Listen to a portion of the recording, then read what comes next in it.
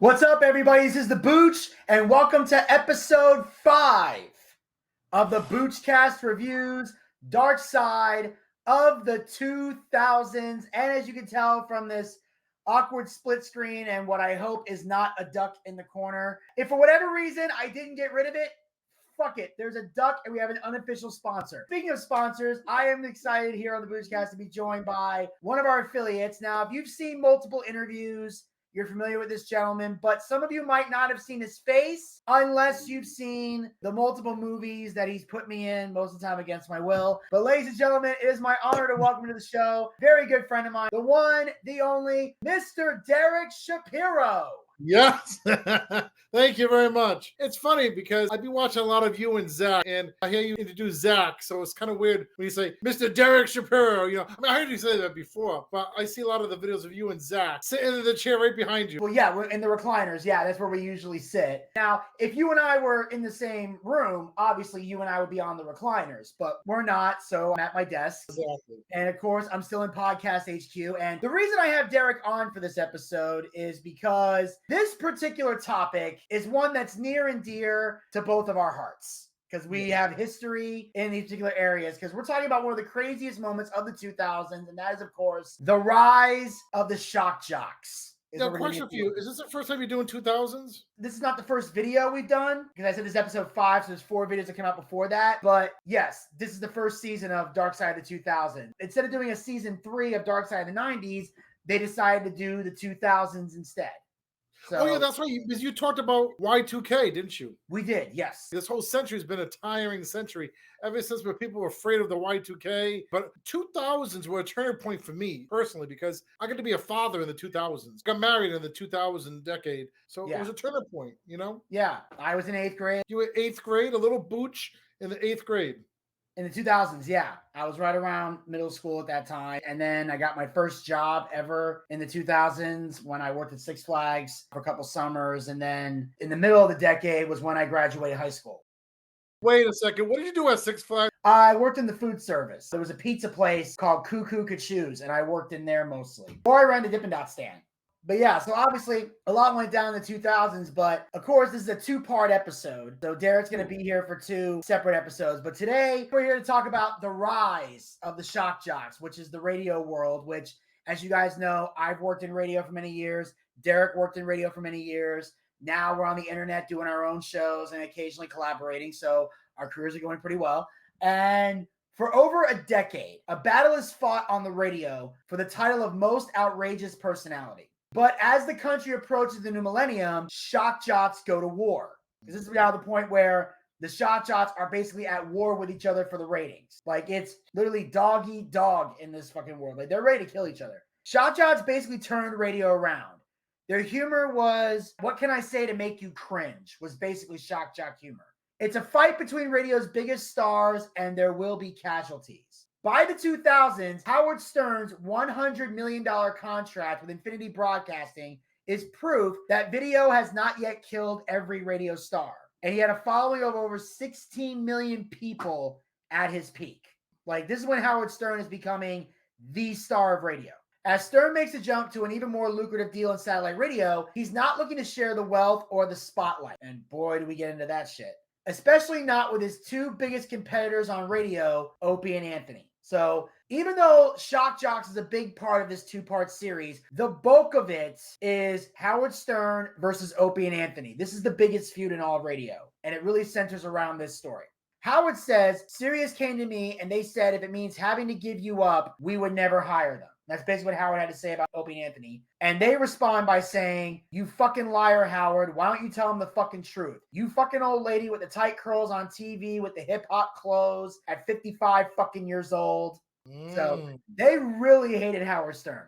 To understand the Shock Jock Wars 2000s, we need to dial it back to the 80s, to Stern's days in Washington, D.C., as a young DJ willing to stretch the boundaries past the breaking point. And I know Derek was talking to me off the air about seeing the movie Private Parts, and obviously the DC era of Howard Stern is very prominent in that movie. I always thought that Howard Stern had more of a feud with Imus. He did. We're going to get to that in a moment. But his biggest feud was with Opie and Anthony. Because when Imus and Stern were feuding, Imus was the star and Stern was the up-and-comer. And then when Stern went up against Opie and Anthony, Stern was the star and Opie and Anthony were on the come-up. So Stern was feuding with Imus when Imus was the king. We're going to get to that in just a moment. It feels like Mancow was the bottom of the bunch. Yeah, and he's showing up too. Yeah. Now, after years of playing it safe at radio stations in Hartford and Detroit, Howard Stern finds his voice in the nation's capital. His ratings at DC 101 earned the 28-year-old a 5-year, $1 million contract to bring his brand of radio to afternoons at WNBC. So, saw the movie Private Parts. This is the scene towards the end of the movie when he leaves DC, goes to WNBC, and deals with all the bullshit he dealt with when he got there. Because he was crude, offensive, but intelligent. And he looked at things from an everyman perspective. His fans believed in him.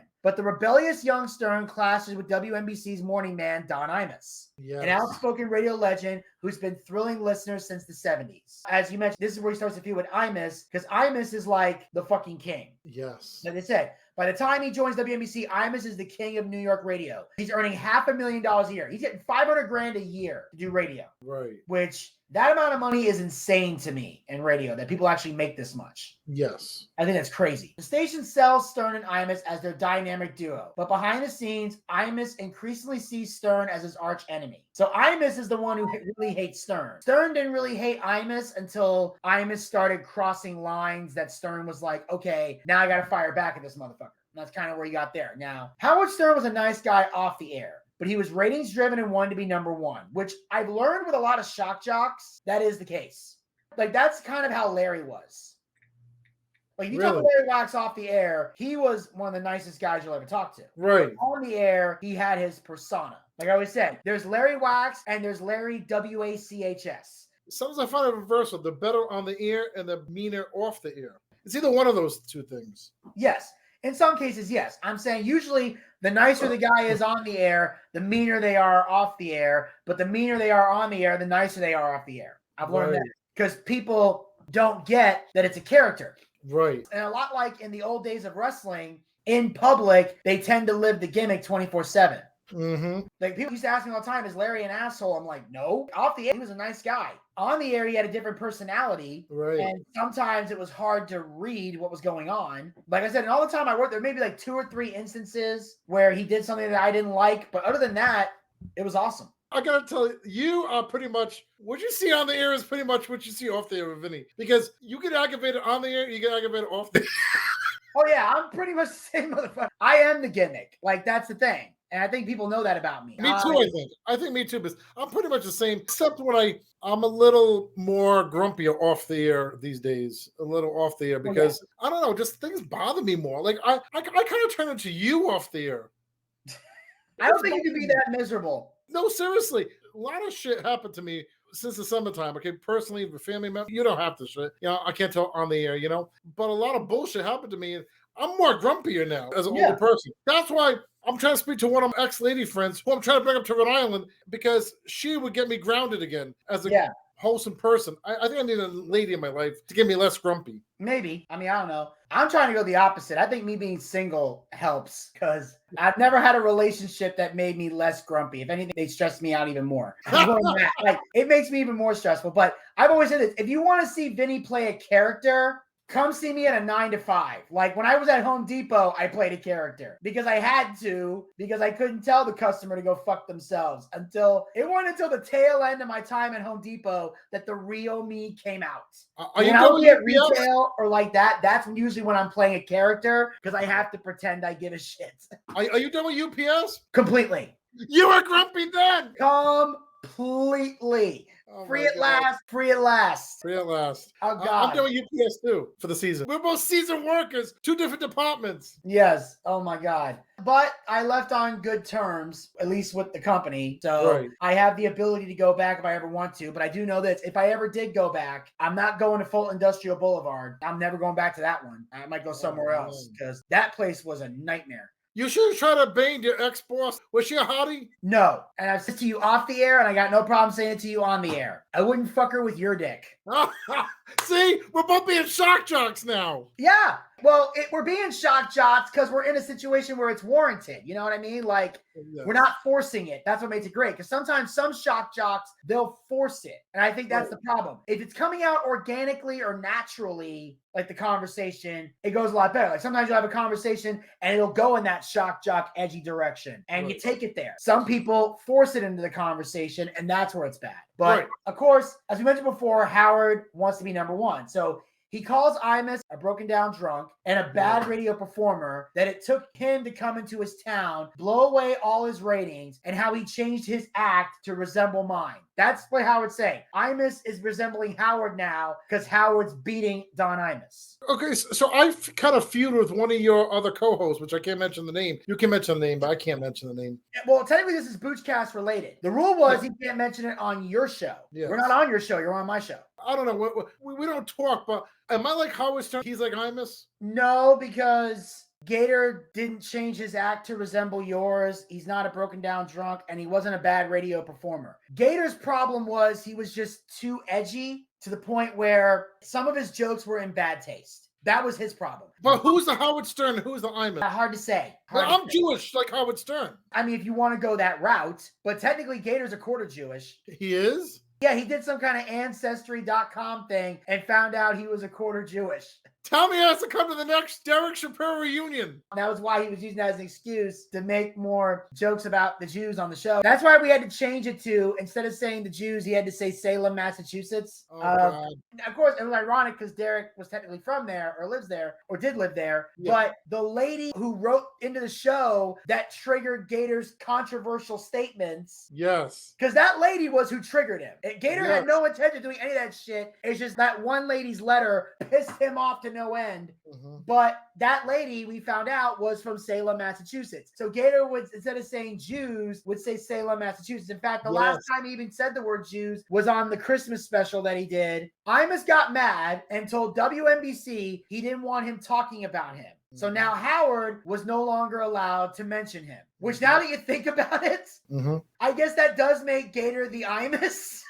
Yes. Because Gator said not to talk about you on his show anymore. So you are the Stern and he is the Imus. Yes. Yes, see? I didn't realize that's the case. See? I'm sorry, Gator, but the facts are there. So we just answered our own question. Derek is the Howard Stern and Gator is the Don Imus. Okay. Wow. Although it does make sense because I can imagine Gator saying nappy-headed hose. See? So the more I think about it, he is the Imus. So anyway, during his time on the show, Jackie the Joke Man Martland, said that the only rules on the show were don't ever edit. Write down whatever comes to your mind and let me judge. So that was basically his rule. Like, I will decide whether your joke is funny. Don't overthink it. If you think something's going to be good, say it. Write it down, and I'll tell you if it's good or bad. But the FCC, the Federal Communications Commission, does have rules. And soon, the FCC is warning the Howard Stern Show about obscene and indecent content. Because one of the things they mention is Howard is actually in the Guinness Book of World Records for the largest number of fines from the FCC. His show has been fined more money than any other radio station or radio show in history. He liked it. He loved it. Oh, he loved it. Yeah. I mean, the station didn't love it, but he did. Because that's the thing about shock jocks. They want the outrage. Exactly. They love to trigger people. They wanted to be controversial because they knew people would tune into that shit. And that's the thing that people need to understand is this is what people wanted. You understand the 2000s was the Wild Wild West. We've learned that from the TMZ thing I did last week to when Zach and I talked about Lindsay Lohan. Like, there are people today who were like this back then that suddenly have remorse when they see what they used to be. Because back then, political correctness wasn't there yet, but it was coming. And I think the 2000s were so out of control that I think that's why political correctness finally came in. It was like, okay, some of you guys are going way too far, so we got to bring this down. And then some more psychos came in and just brought it down way too low to where it's like, all right, now you got to bring it back up a little bit. Y'all get Howard Stern, I remember back in 99, I was interning at this FM station, which you on many years later in Rhode Island, right? And this guy, Mike Butts, who I used to intern for, the producer, Beth, used to say, don't ever help out Howard Stern. I says, how can I ever help out Howard Stern? He's national. You're local in Rhode Island. But it was funny because Howard Stern was on the Hot 106, the hip-hop station. Yeah. The hip-hop station in Rhode Island carried Howard Stern. Yeah. Okay. So he was just popular in the hip hop community as much as the rock community. And Mike, they would say, just don't help out Howard Stern. He was very competitive. Like Mike would say, if you ever help out another morning show, you're off. Well, yeah, I can see that. You know, but I never helped out Howard Stern. I listened to other people. Like when I was in the building, I used to say hello to the AM guy who was on the AM talk show guy, you know. I used to be trying to be friends with everybody else. I love the element of radio. Like I was on the AM station and the FM station. Actually, matter of fact, talking about shock jocks, there was a shock jock in Rhode Island, right? Yeah. Her name was Carolyn Fox, okay? And when I was on the Mike Butts show, Carolyn Fox had a fox hunt show.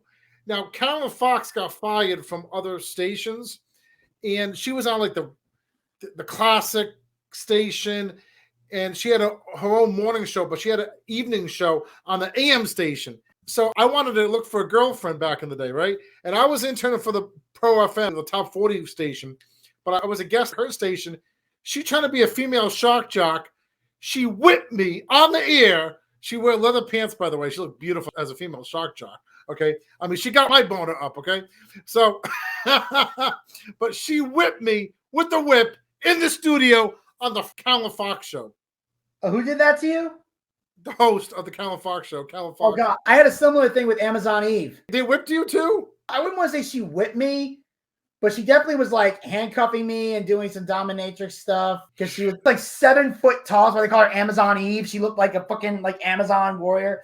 She's a very sweet person.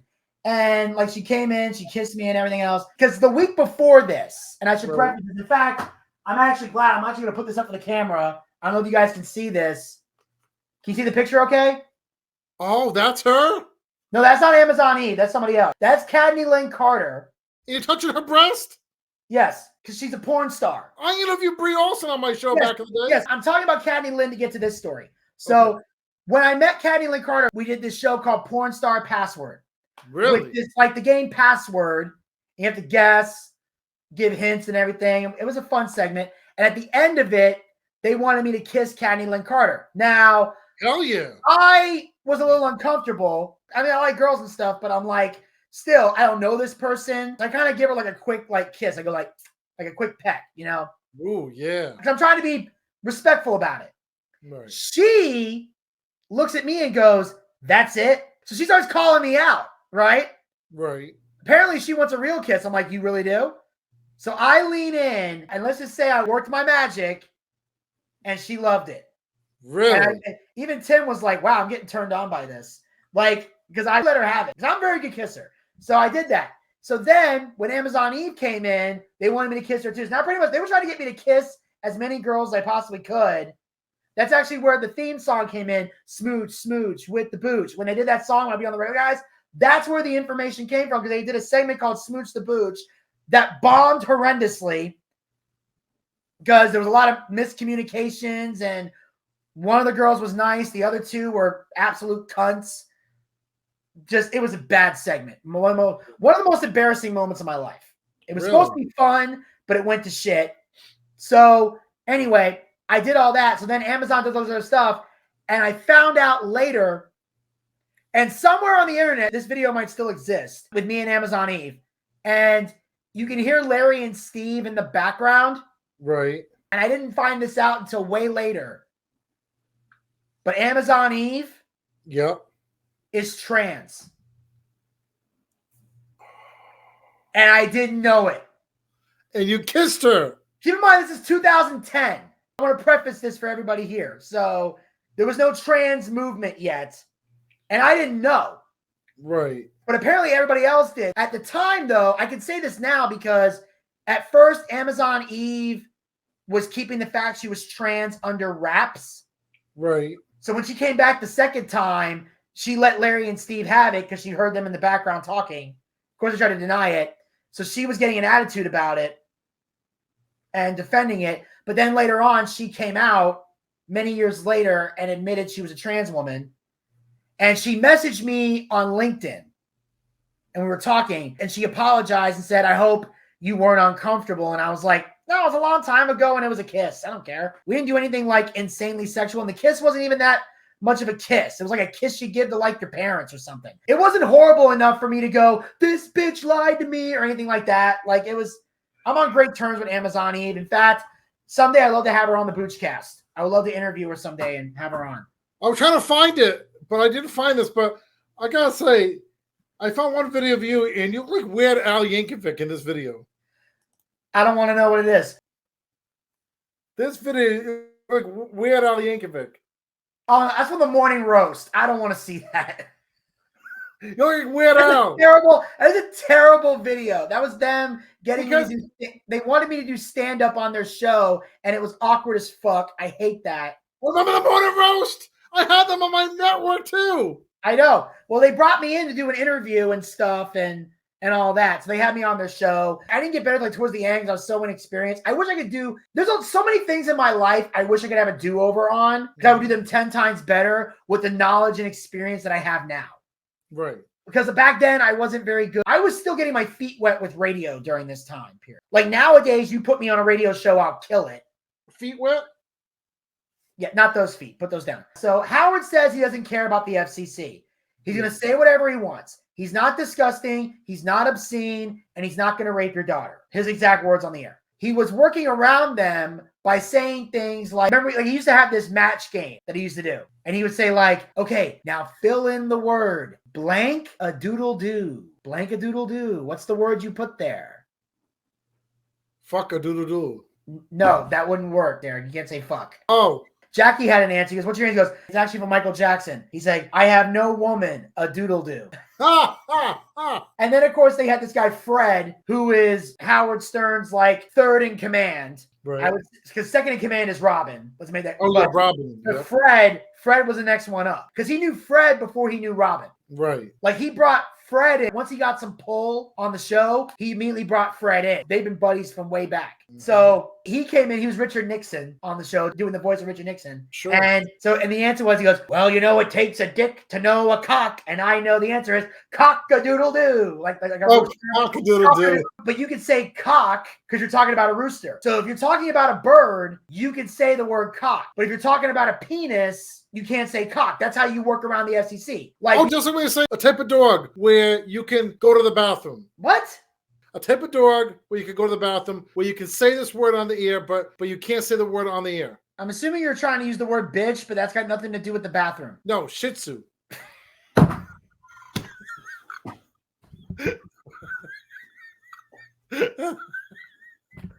All right. That was good. Thank you. That's good. Thank you. I got the Booch with that one. Yeah, finally you say something funny. That was funny. All right, that was good. That was brilliant. Thank you.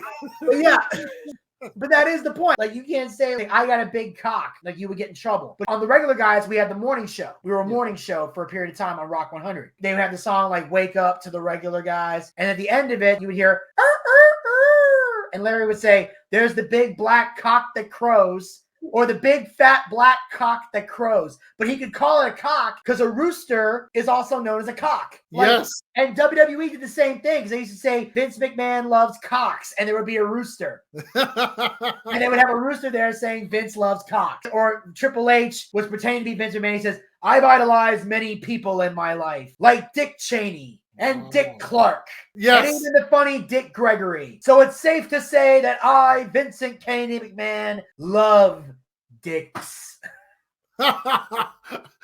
So that's how they would work around the thing where you say, like, you know, in the match game, he would say, blank Willow. Blank Willow. What's the answer? And you would sit there going, well, the answer was pussy. Oh, that's right. Pussy Willow. So Pussy Willow. You can't say, like, you know, wow, she's got a tight pussy. You would get in trouble. But apparently you could also say, don't be a pussy. I found that out because we used to have this guy on the regular guys. And he was a very funny dude. His name was Goran. He was like this dude from like another country. I want to say he was like, if he wasn't Russian, it was something similar to Russian. Yeah. But he was Tim Andrews' like life coach and trainer and stuff like that. And he was a funny dude. And he came on the show and he was brutally honest. Right. And he ripped me to shreds one time on the show. Like they would ask him, like, you're helping Tim out a lot, Goran. What about Booch? You think you can help out the Booch? And Goran would be like, I do not know. He is very fat. Just very, very fat. Very fat. He's like, just a lump of coal, impossible to mold. I can't work with this. He's too fat. And I'm just laughing. And a part of me wanted to cuss him, but I just kept laughing so hard. Because you ever have somebody that's just so brutally honest? It's hard to get mad at them. You are.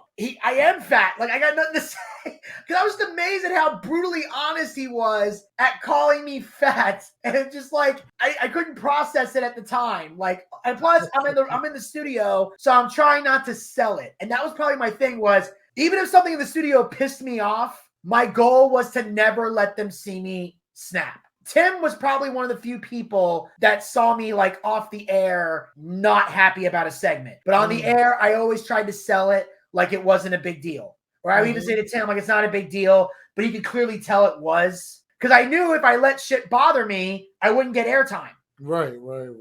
So there was a lot of times where I was going verbally through the ringer. And sometimes I went home and I was triumphant because the show was great. And then other times I went home because I just got verbally thrashed.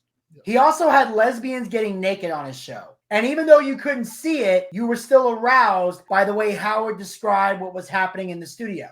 Right. And that was another gift that he had. Like, he was very good at flirting, very good at describing. I think there was that one scene where the woman had the orgasm on the air because he had her sit on the woofer of an amp and made her turn down the bass and turn up the treble because his dad was an engineer. And he would go into the microphone and go, boom. It would vibrate this girl's amplifier, right? And she's straddling it, and it legit gave this girl an orgasm on the air. She didn't yell anything vulgar, but she was moaning. So there were how many lesbians? 3 lesbians that were naked? There was the one girl, Julie, that he interviewed when his wife called in to say she was pregnant. There was also a few girls that would come in, just be naked and all that. And hell yeah. I don't know how many lesbians he had total, but I know that we've had the naked girls in the show too. Like, I remember we had a stripper from the Gold Rush, and they had me body paint the stripper. Really? Well, no word of a lie. I have kind of experienced relations with 2 lesbians. Well, I'm aware of the one. Yes. Well, one of my exes is lesbian, but during the pandemic, this singer used to come to my shows. I met from the music business in Rhode Island, right? And she lived in Massachusetts. So during the pandemic, everything was getting back open again. So it was right before my birthday, and she always said, I wanted some male dick. And she preferably wanted mine. Okay. And we just didn't make it work because she lived like an hour and a half to 2 hours away from where I lived in Salem, Massachusetts. She lived closer to the Rhode Island border. And if I lived in Rhode Island, I would have been there in like 25 minutes, Yeah. But where I was living in Massachusetts, she lived like an hour and a half away. So one night, we were both feeling each other. I drove an hour and a half away to pick her up. And I'll tell you this much. Lesbian pussy? Yeah, baby. Hell yeah. Howard Stern would be very proud of me right now. Yes.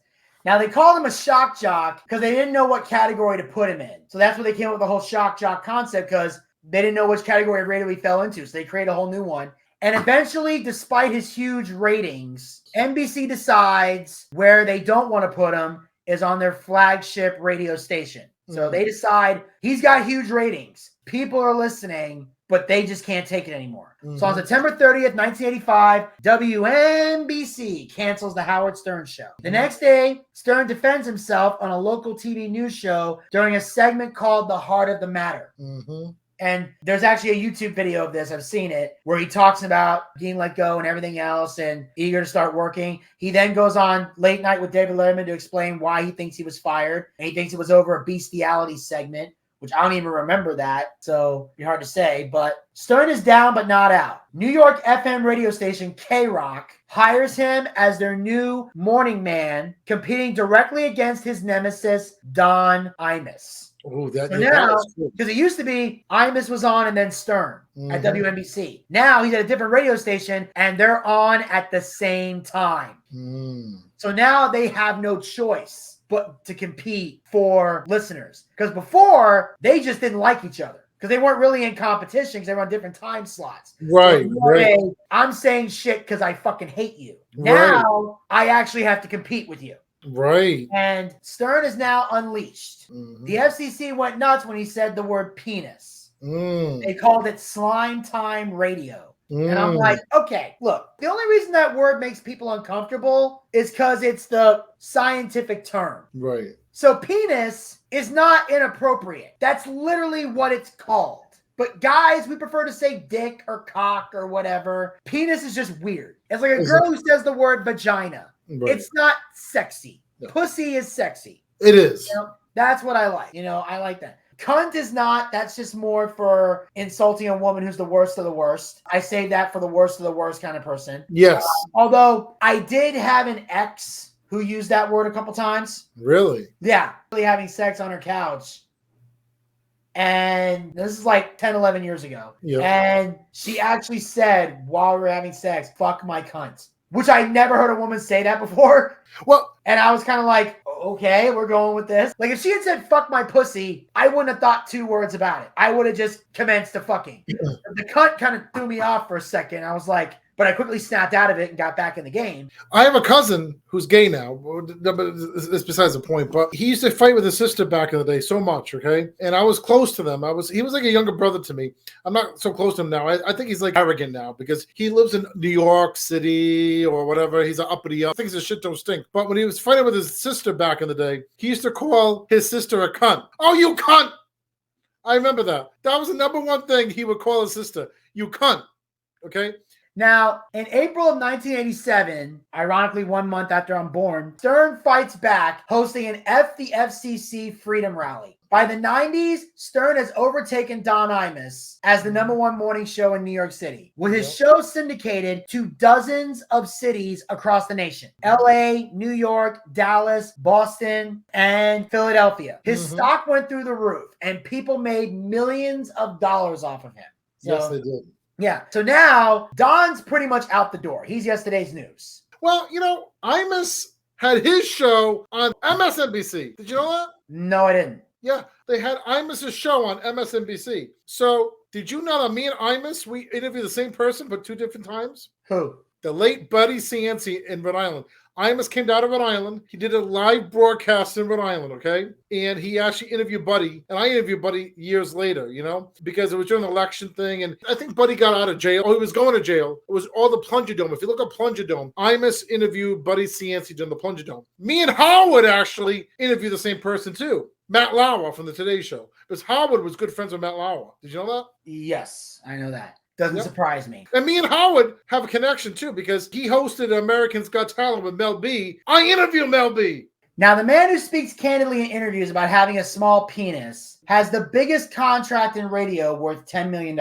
But Howard won't be satisfied until he's the #1 morning show coast to coast, as LA's 2 most popular radio show hosts are about to discover. Those guys are Mark and Brian. Mark and Brian. Mark and Brian. It would be more interesting if they had a Ben and Jerry. By the early 90s, Howard Stern's success has filled the nation's airways with DJs looking to cash in on his brand of radio. Yeah. They all became shock jocks to compete with Stern because vanilla didn't work. So basically, at this point, the vanilla, normal, wacky radio guy wasn't working anymore. The standard radio, the generic shit wasn't working because Stern and his shock jock world was competing. So now everybody is entering the shock jock world just to survive. So again, people ask, why is there no good, clean, and wholesome radio? Because none of you fucks are listening to it. Like, people you understand about business. They follow the money. They follow what is trending. So if acting like a absurd jackass is getting more attention than the person being nice and kind and motivational, they're going to get rid of the nice, kind, motivational guy and bring in the obscene jackass. Because you're listening to him. Do you think you're a shock jock? Yes, and I'll tell you why. Okay. Because I tell the truth. You have to understand, Derek, we live in a time now where telling the truth is considered brave. That's fucking scary to me. Yes, it is. So I'm a shock jock just for that. The fact that I am not politically correct. I'm brutally honest. I say what's on my mind. And I could give a fat baby's ass if I hurt your feelings. Okay, do you think I'm a shock jock when we do our episode monthly show? Because you co-host with me monthly on the episode monthly show. Not really. Years. I wouldn't say you're a shock jock. But I'm cringy. You're like cringy, but it's not really shocking. It's just more weird because you're not really offending anybody. You're just creeping people out. But people like that sense of humor. Yeah, I'm not saying it's bad. I'm just saying that doesn't fall in the shock jock category. Because I was never cringy when I first started. I just evolved into the person who I am now. Like my show, I was never that kind of person when I first started out. Like I joked around on my show every once in a while, but I don't know how I got to be so cringy. I think I just evolved with having Dylan and you and Evans and Melissa every once in a while. I just think sometimes, I don't know how different people are. Because me and Dylan, when we met up at Salem State Radio, and he used to leave the room every time I did a bad joke, and then I just think I evolved. What do you think? Because I was never this cringy. I mean, I wouldn't say cringy, but you were definitely like weird. Like the weird dad jokes, you've been doing those for as long as I've known you. Oh, yeah. Or like, for example, when you aired a while back, you replayed the video of us trying out the Boochcast cereal. Yes. You were creepy for like most of that video because I'm trying to tell people what we're about to do. And then we're going to have grapes with milk. Like, what? Like, you were just grabbing random stuff and go, we're going to have milk in a bowl. Like, the fuck? I'm trying to get to the Boochcast cereal and you're sidetracking everything with grapes and all this other weird shit. And I'm looking at you like, what the fuck is wrong with you?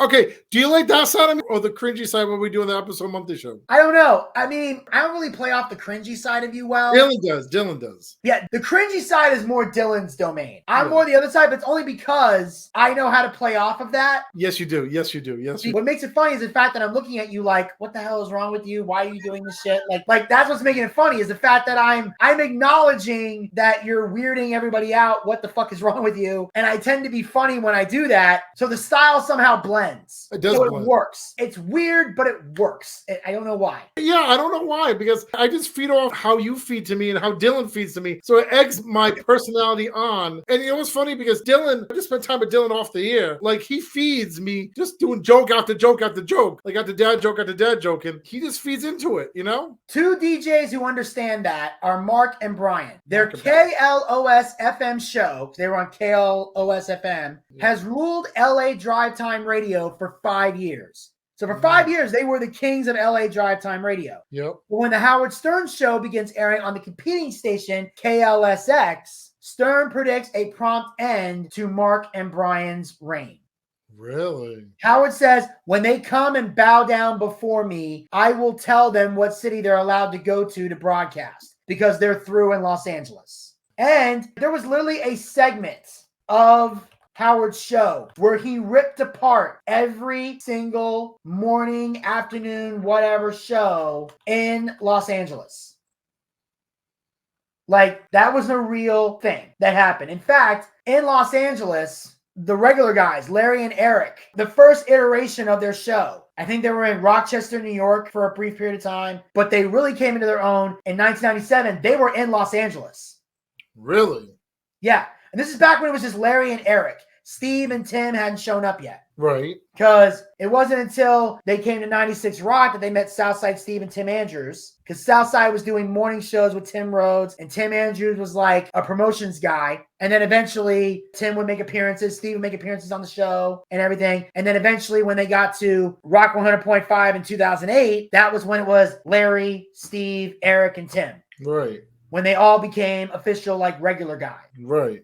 And all of that. And they got there in 2008. And then it'd be September of 2010 when they would bring me on. But they were in KTLA in 97. And Howard Stern blasted them on his show. Like Larry and Eric show up in LA and Howard Stern is telling everybody how much they suck. Really? And this was Larry saying this. He told the story on the air about how Howard Stern was blasting them. Like, oh, they suck. They're not going to last, whatever. But eventually they did get fired in LA. I can't remember the reason why off the top of my head. I know it wasn't the porn backwards thing because that was a 96 Rock issue. Right. But in Los Angeles, they get fired, and Howard Stern badmouthed them too. Because Howard was going after everybody. Like, he was cutthroat. He said, in radio, you're bred to be competitive. It's kill or be killed. Howard became number one in Los Angeles and held a mock funeral where he cut off the heads of two mannequins that looked like Mark and Brian. Wow. Like a guillotine cutting off mannequin heads, and the heads were shaped to look like Mark and Brian. Basically saying, you're dead, you're done, goodbye. Wow. Because he beat them. LA's not the only city where Stern looks to bury his competition. He also targets the man who had ruled Philadelphia radio for over a decade. A man by the name of John DeBella from 93.3 WMMR. And he was the host of The Morning Zoo. That was the name of his radio show. And he was the king of Philadelphia. Like, John DeBella ruled Philadelphia radio for over a decade. Like they said, they called him the Zookeeper. That was his nickname. And his catchphrase was Yazoo. That was his catchphrase. Howard dug into him and it became a war. He said, and Philly, get ready for some good radio. Because I know you've been listening to some bad dick face out there.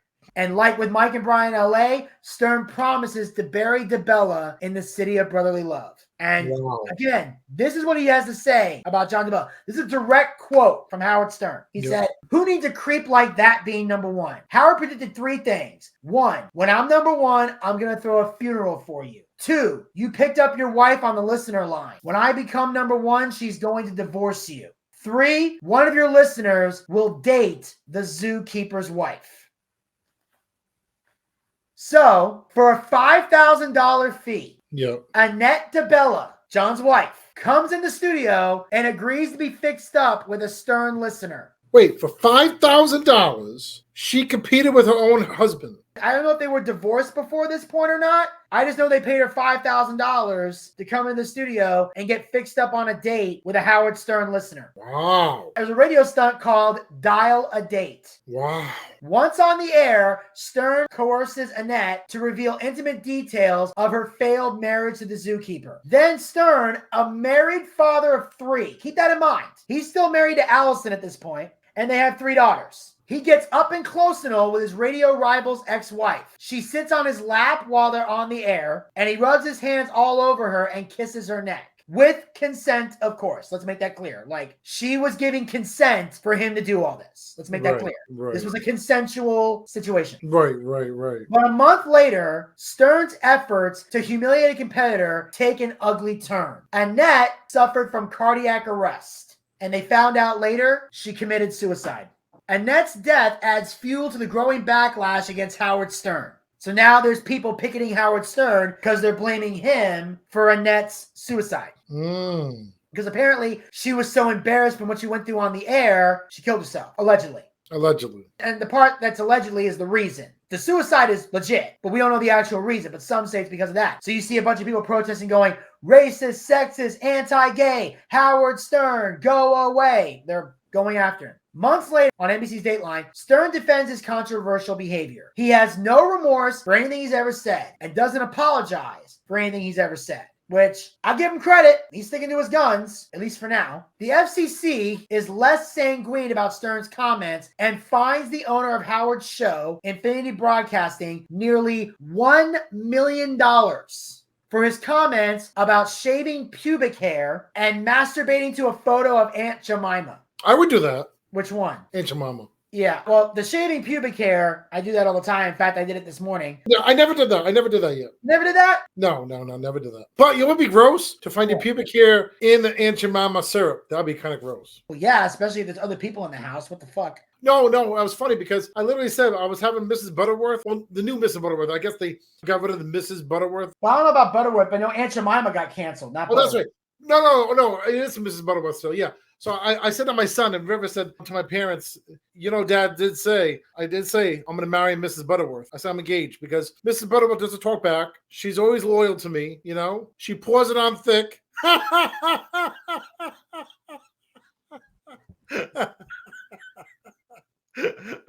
So right now, I'm telling my engagement to Mrs. Butterworth. I'll be hyphenated, Mrs. Butterworth Shapiro. Seriously? You could be the best man, and Dylan will be the head usher. I'm honored. I know it's a sticky situation, okay, but don't worry. Wow. Okay.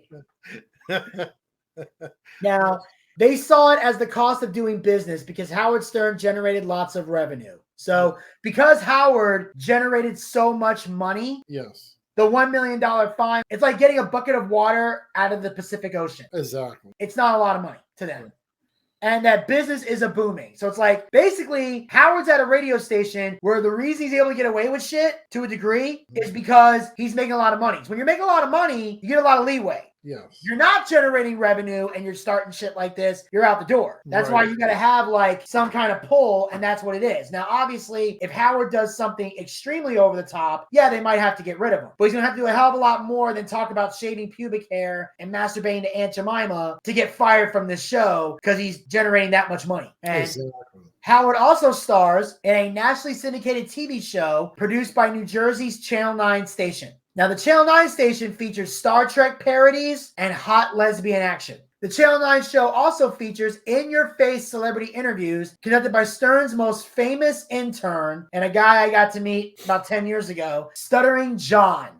Stuttering John, yes. John Melendez, Stuttering John. I actually met him the week before I was let go from the Regular Guys, was when I met him. Where'd you meet him? He came into the Regular Guys show because he was featuring at the Punchline. Because normally the Punchline, they interview the headliners on the Regular Guys. But the headliner was Craig Shoemaker, and the Regular Guys hated Craig Shoemaker. They hated him. They thought it was unfunny. They didn't like his Love Master gimmick. I thought it was hilarious, but that's me. But they heard Stuttering John was featuring, so they brought him in. Was he still on the Howard Stern show then? No, I don't think so. So when the Regular Guys heard that you got pranked by Howard Stern, what did the Regular Guys say? Larry called me and said it was hilarious and he was honored. Tim loved it. You got pranked twice by him. Twice, yes. Not just once. One was a Joe Buck prank call. That's the one most people remember because Desmond was actually with me on that one because Desmond would come on every Friday back when we were on Blog Talk Radio. And we were talking about the Falcons because the Falcons were going to the Super Bowl to face the Patriots and what would be the most embarrassing Super Bowl the Falcons ever played. Yes. It was a moment that Derek loved and the rest of the world hated. Yes. Yes. And it was the saddest game of football I'd ever seen. It was the happiest one I've seen. Well, yes. So they had this guy calling in claiming to be Joe Buck. And I'd never heard of Joe Buck. I didn't know who the fuck he was. Turns out he's a famous sports broadcaster that everybody seems to really hate. All I know is this. After that moment on the Howard Stern show, I'm the biggest Joe Buck fan in the world. Joe Buck can do no wrong in my eyes. But before that, we had a guy call in, and it's the guy who pretends to be Michael Caine. Hello, this is legendary actor Michael Caine. And he does the Michael Caine voice. He goes, I've done a lot of great movies. What would you say is a movie you really enjoyed? I'm like, well, I like Batman Begins. Christian Bale is a good actor. Really, because I think he's a spoiled little twat. Or stuff like that. He's like, my favorite was when I did the Muppet movie. Yeah, I had a little fun with Miss Piggy. Yeah. By the end of the night, my fingers smelled like bacon. Now, do you think Kermit porked Miss Piggy? Of course he did. You tell me he dated somebody that long and they didn't have sex? Exactly. Just thank God they didn't have any kids. I would not want to see what they look like. Oh, God. That'd be scary. But yeah, so Stuttering John, I got a chance to meet him, and I'll tell this story real quick. After the show, we were at Cafe 290, which was the bar across the street from the Punchline, or the old Punchline, I should say. Right. So I'm having a beer with Stuttering John because he wanted to say hi to me because he knew I was an intern on the show. And because Stuttering John went through so much shit on Howard Stern, he knew what I was going through with the Regular Guys. Yep. He's saying, hey, man, stick with it in the long run. Like, how long you worked for them? Like 4 years. He goes, dude, I worked way longer than that before Howard finally paid me, man. So you all right, kid. So we were talking, laughing, and he was about to go call an Uber, take him home. So I'm like, dude, don't waste your money on an Uber. My car's right here. I'll take you to the hotel. He's like, really? I'm like, thanks, man. So we go walk into my car, and the window's busted. Someone broke into my car and stole my laptop out of my car. Wow. So obviously, I had to call the police, and I tell them where I am. Yes, what's your name? Vincent Bucci. I'm at the Punchline. I give them the address. 15 minutes later, cop car pulls up, gets out of the car. Turns out, guy looks at my ID. He goes, you Mr. Bucci? I go, yes, sir. Takes my ID, looks up at me, he goes, hey, by any chance you on the Regular Guys? I said, yeah. And he goes, Booch! Like he was a big fucking fan. Wow. Turns out his two favorite shows are The Regular Guys and Howard Stern. And he sees me and Stuttering John. Wow. Next to my fucking car. Now, unfortunately, the cop was taking so long to get my information. Stuttering John hitched a ride home somewhere else, which pissed me off. Sure. It's because I missed out on that opportunity. So I had to go through this whole thing with the cop where he's going through all my stuff. Long story short, never got the laptop back. Really? Never got it back, unfortunately. He would piss off Billy Crystal and got beat up by Sharon Stone's security guard. Who? Stuttering John. Got beat up by Billy Crystal? No, he pissed off Billy Crystal, like he offended him. Really? Sharon Stone's security guard beat him up. For what? I guess getting too close to Sharon, like she has security for a reason. He sued and she settled out of court for $30,000. Really? Yeah, so John got 30 grand. He became a fan of Howard's when he heard him talking about masturbation. He had a friend named Mitch who worked there, and he told Gary about John. Nope. Gary tells Howard about John, but warned that he stutters. And Howard says, hire him. I don't even need to see him. Did he really stutter, or was that his shtick? No, he legit stuttered. That's why they called him Stuttering John. Usually in radio, you get a nickname based off of you. For example, we had some interns on the show. One guy was called Stoner Jerry.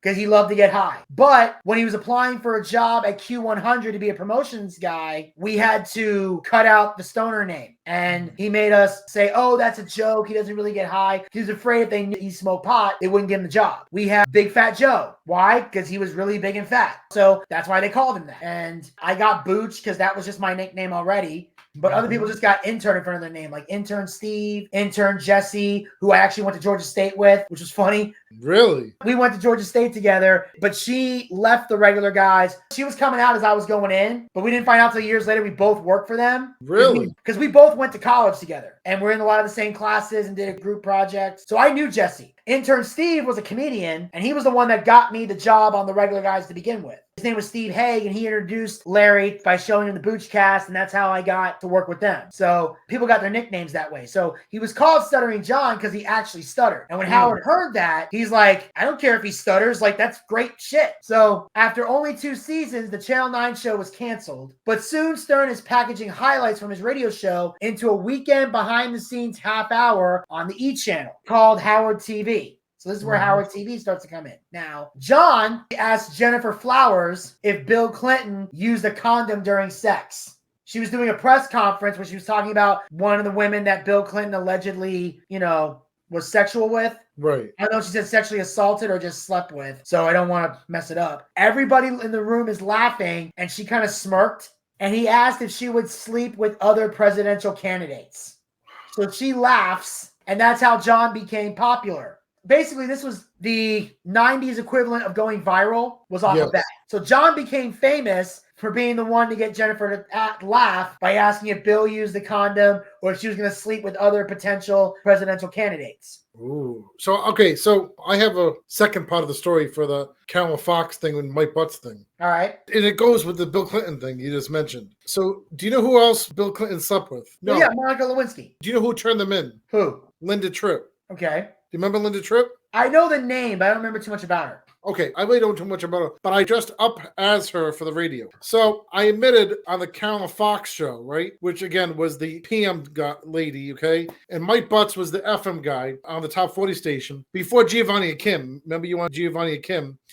Yes, I remember. And Kim actually just got laid off from Pro FM actually right now, a few months ago. So on the Carolyn Fox show, I admitted I had a woman's foot fetish. Oh boy. So Mike Butts found out and says, you have a woman's foot fetish? So you have to go out and you got to find a woman that will let you suck her feet. And you had to give them a gift certificate for sausage, like hog, because they said Linda Tripp's a hog. But I dressed up as Linda Tripp on the radio. All right. So I talk like this. Hi, I'm Linda Tripp. And this is me as an intern, like you as an intern for the regular guy show. Yeah. We do things for just to be an intern. And then this other disc jockey, I came in the next day. I sucked her foot. It was kind of gross. And then on the next day, I had to go in for interning. Before the Mike Butt show, this Tiny Cruz lady who was in my movies, and she got me in the radio. I says, this is Linda Tripp. Please don't pinch my ass. Okay.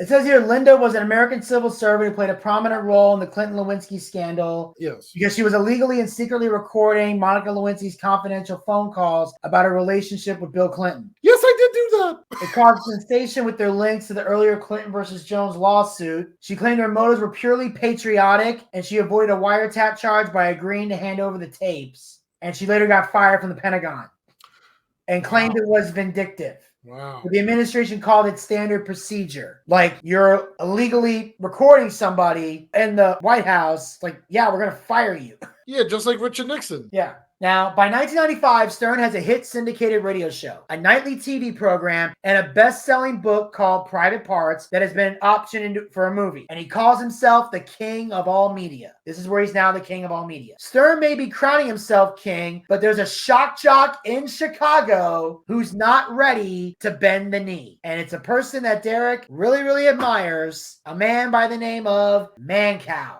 I didn't really admire him, but I tried out for his show and he didn't pay me. If it worked out, they were going to pay me, okay? And believe it or not, they use actors for the show. So I was married at the time. My daughter was young then, right? Actually, I think my son was born. I think River was born when I did this, right? So I got to be on the Mancow in the Morning show. And they told me to act like I had genital herpes or something like that. And they said, make it sound like it's the size of a chickpea, like a garbanzo bean. I had to pretend I was a caller calling in, saying, I have this thing going on, and it's the size of a garbanzo bean. So they would get callers calling in, but they would pretend that I'm the caller complaining about my garbanzo bean size of a herpes. Okay. And then the callers will call in and comment on it. I'm the actor, but the viewers never knew that. They wanted to see how good of an actor I was. And if I was a good actor at the time, I could keep my job. Mancow never used me. They didn't like my acting. By the mid-90s, Howard Stern has publicly buried rivals in Philadelphia and LA. But his main competition in Chicago was alive and kicking. Mancow's Morning Madhouse on Rock 103.5. That was his show. Mm-hmm. Mancow was created by Michael Muller, who did a character of a man with udders, and women would be thirsty, and he had a balloon, and he would unzip his pants and squeeze the balloon, and you hear the milk squirt. Like, that was his thing. Everybody started going, you're that Mancow guy. He was part man, part cow, part mystery. Now, the Mancow first made headlines in 1993 as the San Francisco DJ calling out Bill Clinton for shutting down the LA airport while he got a haircut on Air Force One. Now, Mancow went out with a Bill Clinton mask on and got a haircut near the Bay Ridge, and it shut down the bridge in San Francisco, and because it's a liberal city, it was seen as a political statement. He was convicted of a felony, and commuters were not amused, and neither was a judge who ordered the station to pay a $1.5 million settlement. Wow. So, yeah, because obviously he's in a liberal city and people love to bitch and complain, and it's like a political statement. It's like, it's clearly a bit. I mean, for Christ's sake, because it is fucking stupid to be like, oh, I'm going to shut down an airport because I want a haircut on Air Force One. Fuck you and your haircut, you fucking prick. Exactly. Get your bitch ass off the goddamn plane and actually run the country. Oh, wait, that's right. You couldn't. Anyway, Mancow claims he did as a statement against power, because that's what he does. He punches up, he never punches down, which is what made him different from the other shock jocks. Like, that's what he does. He did offensive things, but he would go after, like, politicians. He went after rich people. He never made fun of the common folk. He never went after poor people. He didn't go down to anybody below him. It was always up. So that's what made Mancow different. Now, the Mancow heads east, and a year later, he's punched his way up to the top of Chicago radio. So at the time he did the Bill Clinton thing, he was working in San Francisco. Now he's moved to Chicago. But he soon takes swings at an out-of-town heavyweight, Howard Stern. Now, there's a page in Private Parts, and it just says, don't fuck with Stern. If he thinks someone is his competition, he's going to crush you, and he's going to crush you hard. Radio back then was like pro wrestling, and there were guys who they messed around with. But when his dad dies, he learns what it's like to be messed with by Howard Stern, Mancow's dad, passing away. Now, I found that kind of funny because Mancow actually worked in WCW for a brief period of time. In fact, if you listen to the WCW Mayhem 2000 pay-per-view review that Gator and I did, Mancow had a match with Jimmy Hart. Really? Jimmy Hart. And he was cutting a promo on Jimmy Hart. He said to Jimmy Hart, you're like Al Gore. You don't know when to say goodbye. Like, really? He said, and I'm George Bush, and I'm going to kick your ass. And Mancow beat the crap out of Jimmy Hart that night. Sure. Now, it was a very short match because Mancow's not a wrestler, but it was entertaining. Gator didn't like it, but I did. Radio, he says, you tell Mancow to come on the air with me, that big pussy. You tell him that his dead daddy is being channeled. Howard hasn't lost his dad, so I don't know what to say. Mancow moved to Chicago to be closer to his father, who was dying of cancer. His father was a $30,000 a year cabinet maker, and he became the #1 topic on Stern's show for a year. The countdown to his death was what Howard Stern was doing. The countdown to his death, how he was going to have sex with his mother, how he was going to use his mother's saliva on himself when he raped Mancow, and he was going to dig up his father's corpse. He told his listeners to go to his father's funeral. Like, that was what Howard was saying to Mancow. That's how fucked up Howard Stern was. Now, everyone says he's made amends and he's a nice guy now. But Mancow still says he can burn in hell. Because Mancow was interviewed on this Shock Jock episode, and apparently, even to this day, he despises Howard Stern and wants him to die. Because apparently, Howard Stern's become a different person nowadays. Yes. Mancow still says, fuck you. Mancow's not forgiving him. And if I was Mancow, I wouldn't forgive this motherfucker either. You can't cross the line sometimes. That's why I think the guy who left your show, right? Yeah. He crossed the line for different stuff, but I gave him credit with his due. He was an entertainer for your show. But on the same token, he crossed the line. So it was hard for me to forgive him too, you know? You never disrespect someone's loss. I never heard that of Howard Stern. This is the first time I'm hearing it. I respected Howard Stern, seeing him on TV and radio, and other people respected him. But I disrespect Howard Stern for doing that. Yeah, exactly. Now, Howard said, this is Howard again attacking Mancow. He goes, his father had to die knowing that his son was a Howard Stern imitator. So when I dig up his corpse and have sex with it, he'll love it because he will be close to Howard Stern, who his son worships. And you are my bitch. You've always been my bitch. They should have shot your father so he didn't have to be disgraced with knowing that his son was uncreative. And you should both die. And when you die, I'll have sex with both your corpses, yours and your daddy's, because I'm the master vampire. This is again Howard Stern. Direct quotes from Howard. Now, Jackie Martin and other people from the show called Mancow and apologized, stating they didn't write this or endorse this. He told Howard, you keep doing this, you're going to lose Chicago. Because even Jackie's like, Howard, this isn't funny. Come on, man. It's like watching a movie when a bully and his gang are beating up a kid. And after a certain point, the gang is looking at the head bully like, dude, come on, he's had enough. Or, dude, come on, this is too much. And the bully's like, I'll tell you when it's too much. It's that kind of scene. Right. To where even Howard's supporters, his loyal teammates are like, dude, no. Now, when Stern sends him a pink dress as a symbol that he's being emasculated, the Mancow returns to sender with a message. Mancow got everyone in the station to shit in the box and then sent it back to Howard. Howard got pissed off. Stern is so enraged by the box of shit that he calls the Mancow during his morning show, and they have it out live on the air. Both the shows. Yes. Mancow fought Howard head to head and didn't include his family. There are rules, there's decorum, there's class. None of my competitors had their wives commit suicide, okay?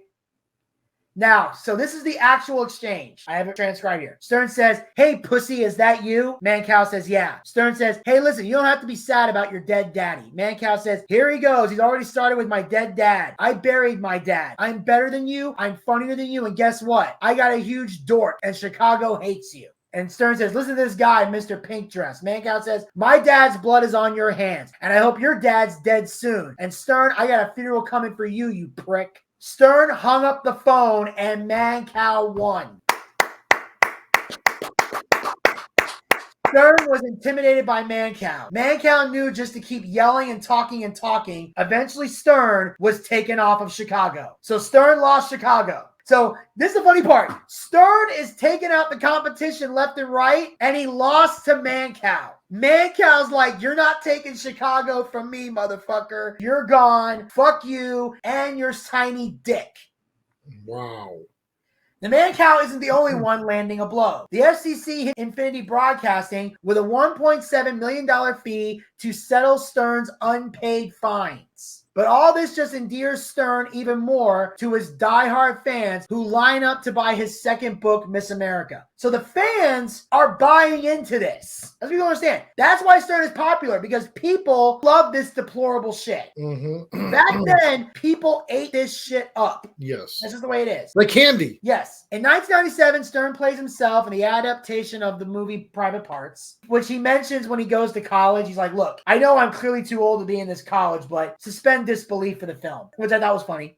While Howard uses his forum to reassure himself with the world's smallest penis contest, two brash young Stern disciples have rolled into New York to square off against their one-time idol. But in an effort to outpace Stern, will Opie and Anthony go a step too far? So now Opie and Anthony are coming onto the scene, and they used to be fans of Howard Stern until this feud happened. Now, as the ball drops on the new millennium, Howard Stern is taking Shock Jock Radio to an all-time low. But two former Stern fans will push it even lower. Opie and Anthony believe their young male listeners want a show that goes further, a lot further. So as bad as Stern was, Opie and Anthony are trying to take it to an even worse level, which I don't want to see that. Men love to see women's breasts. Yes, we do. And in the early 2000s, people loved shock jock humor. If they didn't love it, they wouldn't be doing it. And that's the truth. If the fans weren't endorsing it, this would have died a long time ago. Right. So when you see shit like this getting popular, it's because people are enjoying it. It's reflecting society. Now, in the 90s, everyone on Long Island knew who Opie was. Greg Opie Hughes was the small-time radio disc jockey, and Anthony Cumia was an air conditioning unit installer, and he wanted to get into comedy. They met and became friends because they were diehard fans of Howard Stern. They started working together and had great chemistry. Opie and Anthony, nicknamed O&A, take their chemistry to Boston Drive Time Radio on 107.3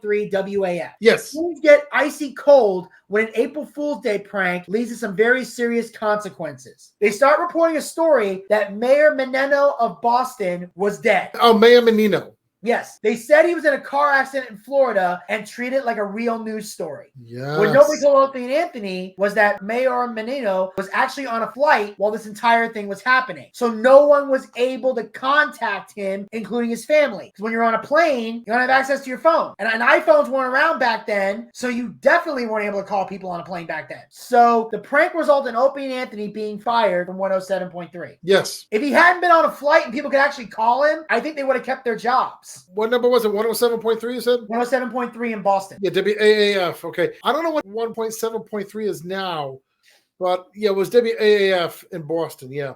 Yeah. Yep. But like when Howard was fired from WNBC, the notoriety helps Opie and Anthony quickly land another gig doing afternoons in New York City on WNEW in the same city and network of stations as Howard Stern. They become popular by going on the attack and impersonating Howard Stern. They gave massive popularity and had fans go to Howard Stern and flash wow stickers. Female fans would see and flash their boobs. They bullied him and his family. Howard was livid because he hated being goofed on. Like, Howard's one of those guys, he can dish it out, but he can't take it. Which, to me, I'm going to say this. If you can dish it out, but you can't take it, you're a fucking coward. I'm sorry. If you're one of those people that can make fun of everybody else, but you can't take it, I consider you a pussy and I don't respect you. I can't do that. I can't respect somebody that goes around and insults other people, but when it comes back to you, you get all butthurt. Exactly. Now he tells Mel to take them off the air because he's making him money and not them. So now he's going to the head of the people and saying, take these guys off the air. Perhaps feeling pressure from the much younger Opie and Anthony, Stern decides to take his show younger, but in the creepiest way imaginable. He holds an intern beauty pageant. The contestants were 18 and 19-year-old interns just out of high school, and a woman named Anne Marie ended up winning. So now, keep in mind, this man's in his 50s talking to 18, 19-year-old, which isn't illegal, but still creepy, and people don't like that. Like, the older you get, the less they want you around younger girls.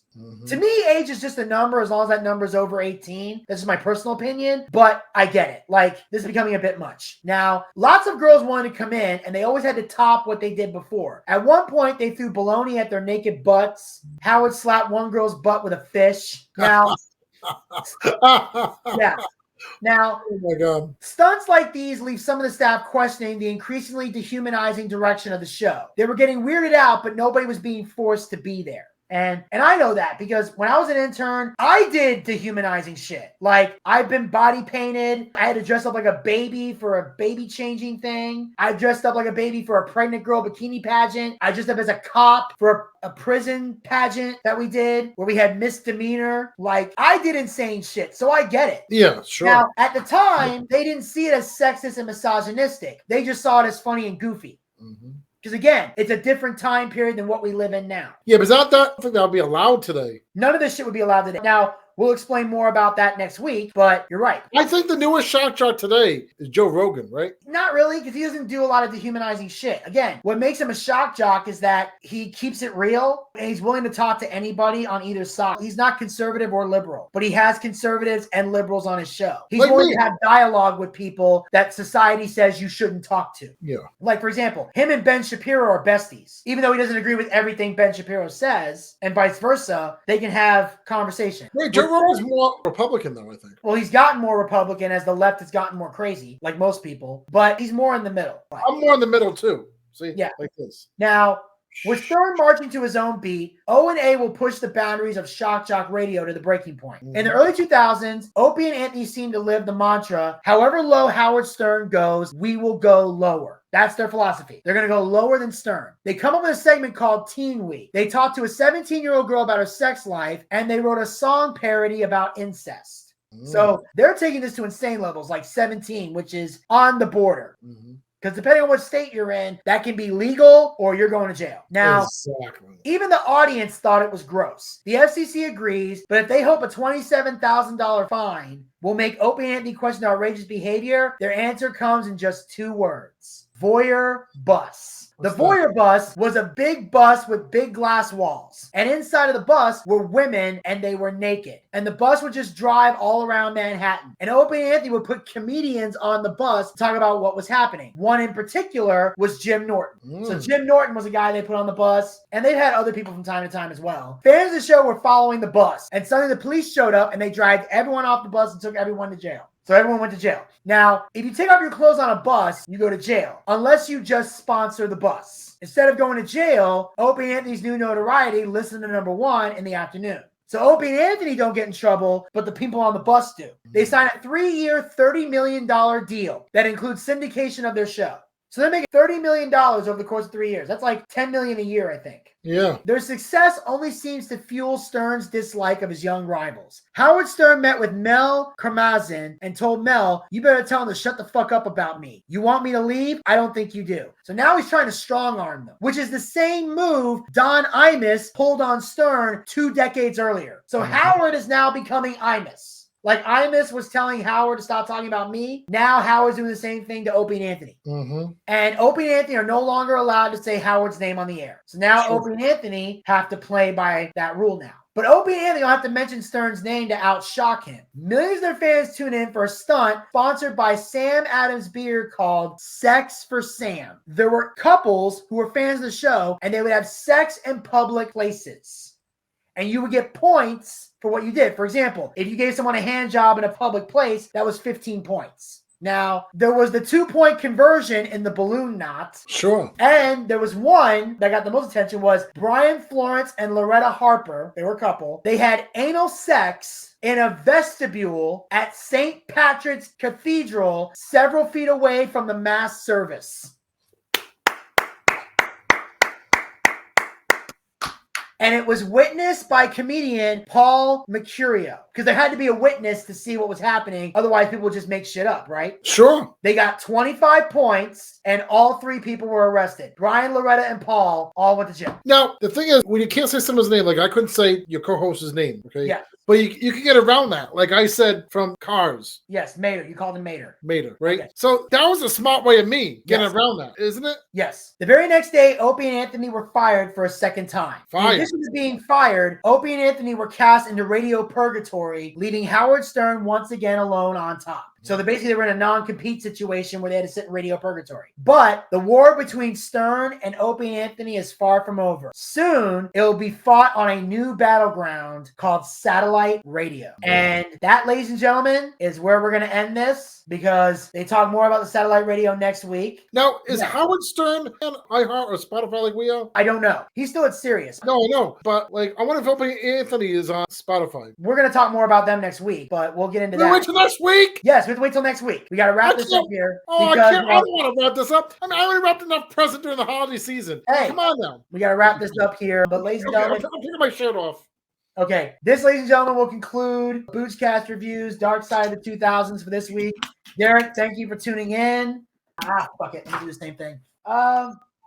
Make sure you guys tune in next week. For you ladies out there. We're going to be getting into the rest of Shock Jocks. Like I said, we're going to talk more about satellite radio and everything else because we're getting into Shock Jocks, the fall. So right now we talked about the rise of Shock Jocks. Next week we're going to get into the Shock Jocks falling, failing, and why it no longer exists. I look forward to talking to you next week on the show. But make sure you guys follow us on all of our podcast platforms. The link is down in the description box below. Follow us on all our social media platforms. The link is down in the description box below. You can also support the Boochcast. You can donate, help us keep the lights on, and help us keep our clothes on by going to podcasters.spotify.com/pod/show/the Boochcast/support. That link is down in the description box below. And real quick, Derek, and I swear to God, quick, where can people find you on social media? Plug your stuff real fast. Just Facebook, Derek Shapiro, DSS TV Nation, where you can find the Booch, and Spotify, iHeartRadio, Amazon Music. You can find the Boochcast on countrymusics.yolosite.com, countrymusics.yolosite.com, DSSInternetTalkRadio.yolosite.com, DSSInternetTalkRadio.yolosite.com. You can find the Boochcast and Vintage Booch, Re-Ear Booch on DerekShapiro'S.com, leading channel 2, 9 o'clock in the morning every day. But the Boochcast airs 12 o'clock every day on those other networks. And of course, all of Derek's tags, they'll be in the description box as well. And of course, ladies and gentlemen, as always, hit the subscribe button and ring that bell to be notified so you never miss another episode of Boochcast Reviews Darkside in 2000s, as well as other additional Boochcast YouTube content. We'll talk to you guys next week. Until then, pizza, baby! Pizza, baby! With olives on it and pepperoni. Pepperoni's fair. We're taking the olives off. I love olives. I don't. Oh, come on.